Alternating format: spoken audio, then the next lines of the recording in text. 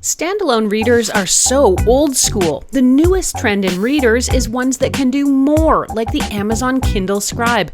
It's an e-reader, yes, but it's also a digital notebook that comes with its own pen, too. So what do you get? How do the note-taking and exporting features work? And is the Kindle Scribe worth it?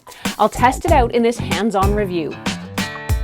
Amazon Kindle Scribe is a multi-purpose tablet. It's a larger format e-reader with a 10.2-inch screen, but you can also take handwritten notes with the special pen and even convert your writing to text. Scribe will also browse the web for you, but stick with me because that's not one of its best features. Like some other Kindle e-readers, this Kindle allows you to adjust brightness and use auto brightness as well, plus it has adjustable warmth, which you can schedule by day part, as well as a dark mode. By the way, also in the box you get extra pen tips for the stylus along with a charging cable. Deciding whether the Kindle Scribe here is going to be your next e-reader really boils down to whether you want to read books on a larger 10.2-inch display. With 300 ppi resolution, the text remains sharp and the added screen real estate does allow you to see more content per page, or you can zoom in so you can read from further away. These added benefits do come with a weight cost. The Scribe checks in at around 433 grams or just under a pound, which is actually twice as heavy as a Kindle Paperwhite. Now, even so, for a tablet this size, I can actually say that it feels really light and easy to grip. I'm going to start things off here by talking briefly about the pen, since this is at the core of many of the features of the Kindle Scribe that we're going to dig into. The pen is lightweight and easy to hold in a reasonable size. The pen has an eraser feature if I flip it over and press down, which is handy. The pen also has one flat edge, which some users may love or hate, and there is also a multifunction button right where you'll hold it. The multifunction button is essentially a shortcut button that you can configure to do various things, including highlighting, erasing, or switching different pen styles. Whether you opted for the basic pen or the premium pen, you get the ability to write your notes, to annotate PDFs or even Microsoft Word documents, and to write notes in books. Now yes, competing tablets do have this feature as well. They do have a pen, I should say, but often they come with two caveats. The first is that you often have to buy the pen separately, and the second is that you need to recharge the pen. Now this is where the Kindle Scribe easily beats those other gadgets. The pen doesn't require recharging, and it comes in the package. As far as the features go, the Kindle Scribe is still a Kindle at heart, so you can expect a lot of parallel when it comes to the overall reading experience. I highlighted many of the features of the Kindle reading experience in my 2022 Amazon Kindle review, so you can check that out to learn what it's like to download, import, and read books. In short, the matte screen is nice and mimics paper reading really well. Pages are turned with a tap or a swipe, and it's easy enough to navigate around the device. With a grayscale only screen, there is no color option here. One of the great features of these hybrid e-reader notebook devices is the ability to make notes inside books and documents. The Kindle Scribe also has this feature, of course, but it operates a little bit differently than something like the Kobo Ellipsa 2e, so let's take a closer look. While you can make simple highlights like other e-readers, Amazon does not allow you to write directly on the page of a book. Instead, you use what are called sticky notes to add any notes you want. Amazon says this is all about keeping the pages clean and uncluttered, but it is an extremely opposite experience to what you get with the Kobo Ellipsa 2e, which I have reviewed as well.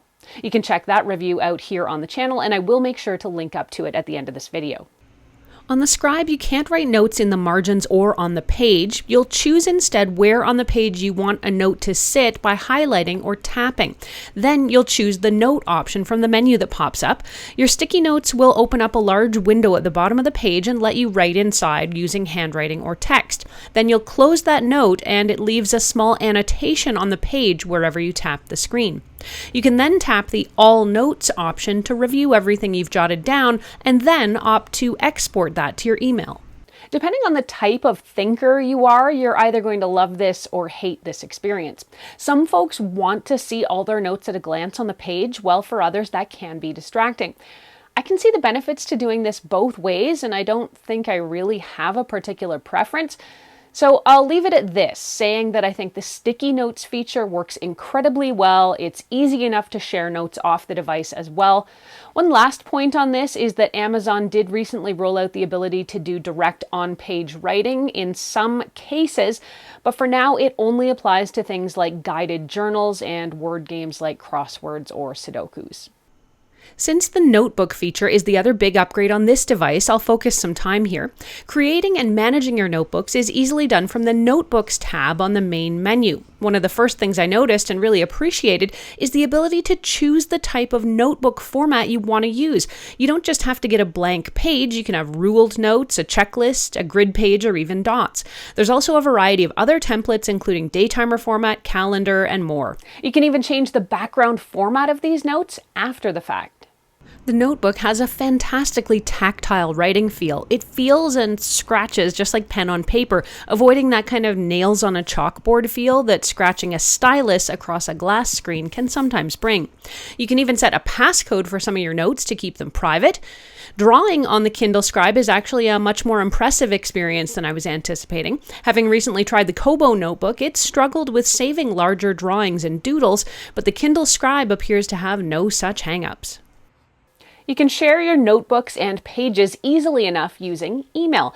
Just tap the menu at the top of the screen to view your options, which includes a quick send to the same email address that is tied to your Amazon account, or you can choose another email address to send it to.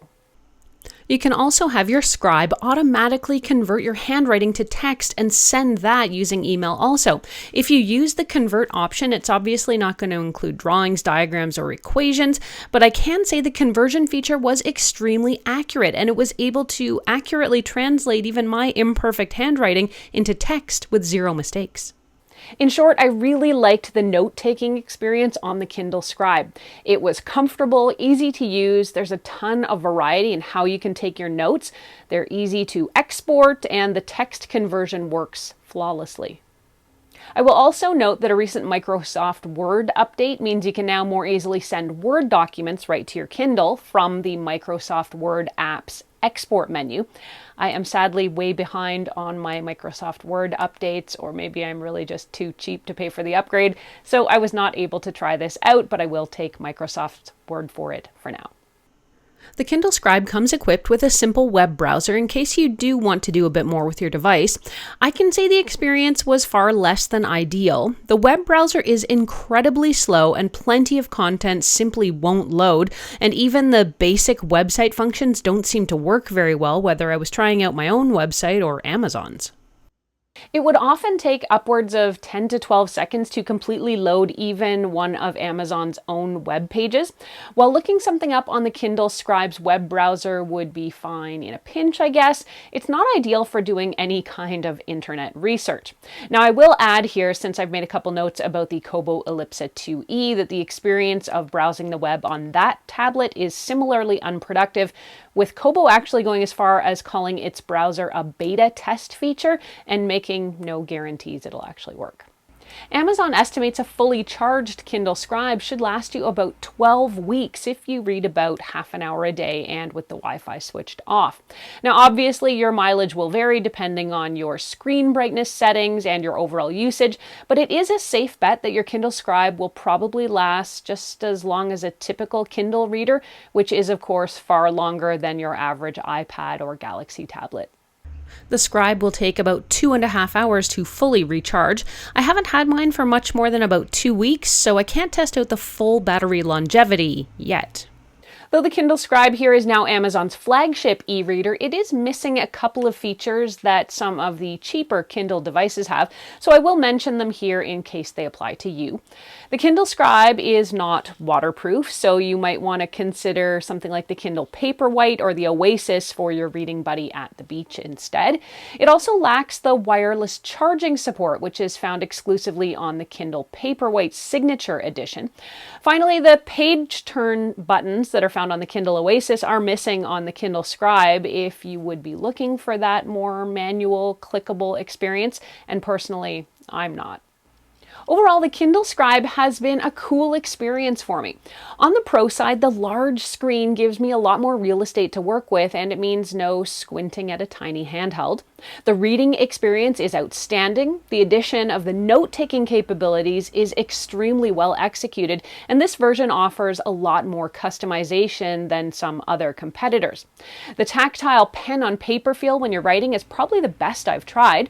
The pen works really well, it's ergonomic, and it never needs charging. Of course, you also have access to an entire universe of books through the Amazon Kindle store as well. So what are the downsides to this device? Well, like most other e-readers, these devices are not speedy, and it can take a hot minute to get used to a slightly more deliberate experience. The website browser is clunky and all but useless, I'm sorry to say, but I would venture that it's kind of an afterthought on this device. If your primary objective would be internet surfing and research, you would be better off with more of a full-service tablet, and naturally you're going to pay for that privilege. While some folks may not like the larger footprint of this device, it is all but essential to the notebook experience, and you could certainly size down to a smaller Kindle device if you wanted, but you would also have to forego that note-taking. Of course, depending on the type of reader or note taker you are, you might also be bothered by the fact that you can't write directly on your books, and you do have to use the sticky notes, which then become hidden on the page. In short, though, I think the Kindle Scribe adeptly takes the e-reader experience to a whole new level and makes it a lot more productive. It's a joy to use, and overall had a great experience, so I can definitely recommend it to you. The Amazon Kindle Scribe starts at about $339 US or $429 Canadian, and you can get it from Amazon. If you're not sure about this device and its price tag, you can check out my full review of the Kindle Oasis or see what the Scribe's nearest competitor is like by watching my review of the Kobo Ellipsa 2e right now.